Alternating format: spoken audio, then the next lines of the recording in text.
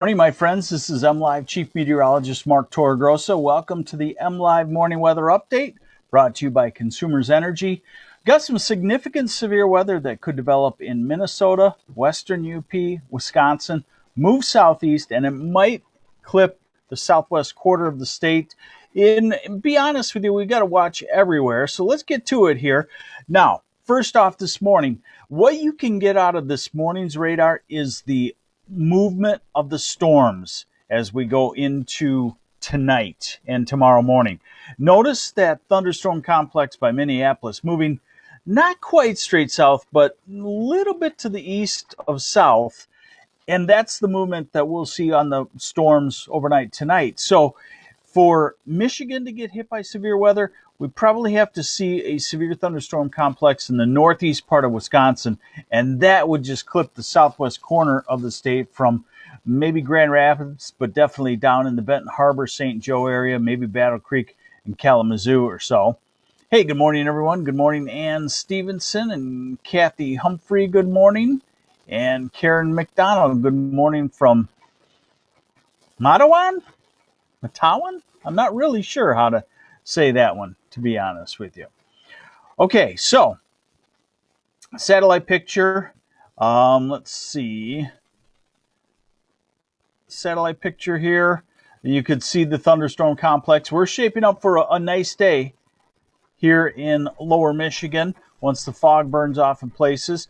But like I said, there is a significant chance of severe weather. This is the storm predictions forecast, severe weather forecast for this afternoon. This goes through 8 o'clock tomorrow morning. So you can see what they're anticipating. They're anticipating a clump of thunderstorms to develop in the northwest corner of Wisconsin or around Duluth and move southeast. That's where the moderate risk of severe weather is. And when you look at the certain types of risks, the tornado risk just updated in the last 15 minutes or so. And that tornado risk has now been shifted into Ludington, into Grand Rapids, Kalamazoo, Battle Creek, southwest corner. Now, look at the wind risk. The wind risk has been changed dramatically also from the last outlook, and it's extended into the southwest corner. And the black hatch lines, those are the possibility of wind gusts up to 75 miles an hour. Bye, honey. Love you too. Wife going to work. Let's see. So, what you're seeing there is the anticipation of basically, I think you'd call it a derecho, a significant straight line wind event coming from northwest Wisconsin down into the southwest corner of Michigan. And there's the large hail threat. That's mostly when the storms first start off this afternoon and this evening, they're believing. Let's see. I just want to read something here. I've just seen this because they just updated this. Let's see. Low shift. Main severe threat will arise from a southeast moving supercells developing this afternoon on parts of northern Minnesota, northwest Wisconsin. This will pose a threat for significant destructive hail, a few tornadoes, severe gusts, shifting into southern Lake Michigan and lower Michigan overnight. A derecho may occur with embedded channels of hurricane force gusts. So they're talking pretty significant. We're going to definitely have to keep an eye on that. All right. So not to scare you, what we'll do is we just keep an eye on it. And bear in mind, if you're in the southwest corner of the state, I would say that you need to definitely keep an eye on this. Okay. All right, so now we're going to go into our radar forecasts. This first off is going to be the North American model. It goes out a ways, so I like the story it's showing. This is this afternoon. This is this evening, 6 o'clock. Now, there's 8 o'clock tonight, so it initiates thunderstorms far northwest Wisconsin, far western tip of the UP, and then it takes that line southeastward. This is 2 in the morning, and this is 4 in the morning, 5 in the morning. One thing else I want to talk to you about is we've become so accustomed to I'm sorry. There we go. All right, let me show that to you again. We've become so accustomed to believing the exact placement of a thunderstorm on a model. That's not the case. It depends on where it initiates. So this will change many times through the day. We just know that we're in a zone that's close to having significant severe weather, and we could be in it. If that thunderstorm initial would be to initiate, say, in the western third of the UP, it might be all the western half of lower Michigan gets into severe weather. How does the eastern half get into severe weather? The initial thunderstorm would have to initiate probably around McMillan, Newberry, Manistee, the central part of the UP. And that doesn't seem real likely, but certainly you could see it in the western part of the state. So this is tomorrow morning. Early, 4, 5, 6. That's when the severe weather would be rolling through our area, and this model tries to initiate another complex just starting and getting going. So again, we're not going to take the exact placement of this, but we're going to take the story of a significant severe weather thunderstorm complex developing in northern Wisconsin and moving some direction south or southeast. This is the high resolution rapid refresh. I like this model too. See where it initiates and when. Again, about 9 o'clock, it initiates at northern Wisconsin, western UP. And this one only goes out 18 hours, so we have to end it at 1 in the morning.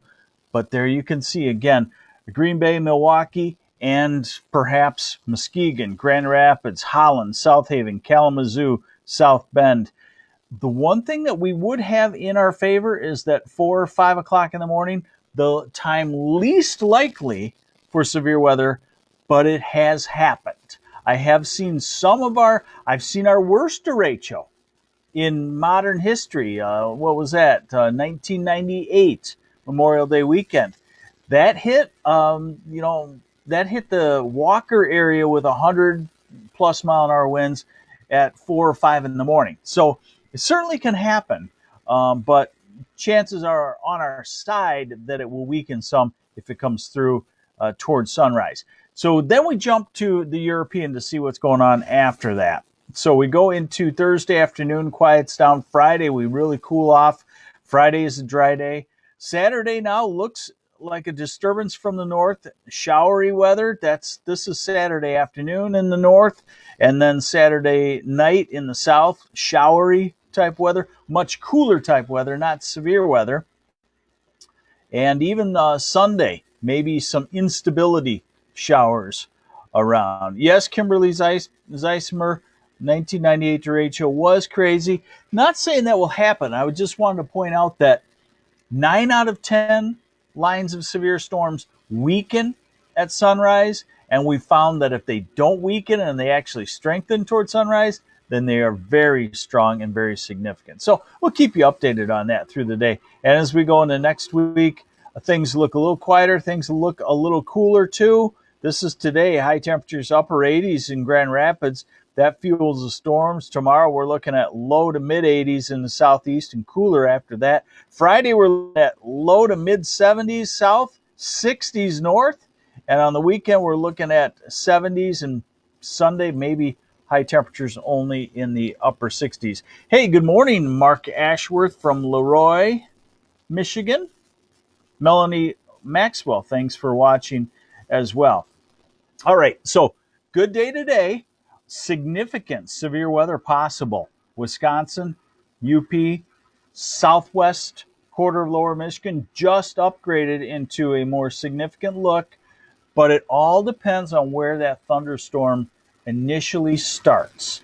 If it starts over Minnesota, it will probably stay out of Michigan. If it starts in the far northern western part of Wisconsin, it may clip a few counties in southwest Michigan. If it starts in the western part of the UP, it may clip a lot of counties from, say, Benzie County, Ludington area, down to the south. Picnic and Battle Creek around 11. Should storms be clear by then? If you're talking 11 tomorrow, I would say yes, storms are clear. If you're talking 11 today, you don't have the storms yet. So 11 in the morning, Picnic, you got it either way. Pamela, when can you turn the AC off? You probably be able to turn the AC off by sometime late tomorrow, more certainly on Friday. Hey, Karen Costomo, you're welcome for the UP update. Hey, thanks for joining me on the MLive Morning Weather Update, brought to you by Consumers Energy. We thank them for that, supporting us. And of course, I'll be writing this up on MLive and then tracking the changes. It's going to be an interesting afternoon and evening to see where these storms develop. Watch it with me here on MLive. If you're into weather, this is kind of like the soap opera. We don't want to see severe weather. We want to stay updated on it, but it's also interesting to watch it and see where it develops and how it tracks. Leslie, Chickaraki, hopefully. Concert in Clarkston, 7 p.m. Sunday. Should be okay, I would say. Cooler, comfortable, too. Take care. I'm MLive Chief Meteorologist Mark Torregrossa. I'm sure you'll see me here more in the next 24 hours.